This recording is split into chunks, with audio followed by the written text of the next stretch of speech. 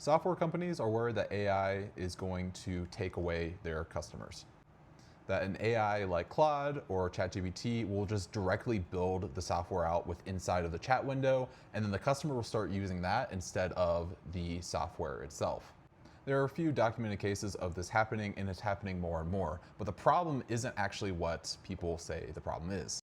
You see, this is a really simple concept with inside of marketing, and it's called perceived value.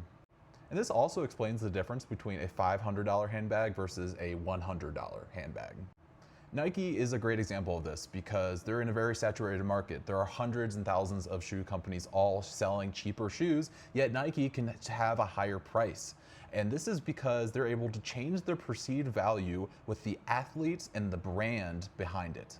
Michael Jordan was the first athlete to be signed by Nike as someone to actually promote their shoe and wear their shoe to basketball games. And so before Michael Jordan, it was just Nike, the company that sells shoes. And then after Michael Jordan, it was the company that is used by Michael Jordan. And because he just gets lots of eyeballs on a daily basis and he has this built-in authority into his brand himself, people started buying Nike because they saw it differently than any other shoe. That's changing perceived value.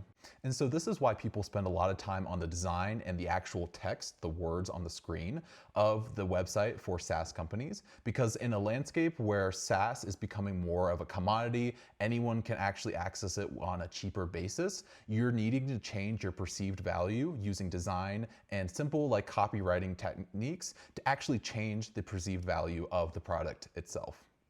If you have a product or service with a website and you're hoping to have your perceived value be up and greater to actually make your product stand out or service stand out more, go ahead and reach out to me and I'll do a free audit to tell you whether or not you're doing a good job or if there's some things that need to be fixed that are often relatively simple.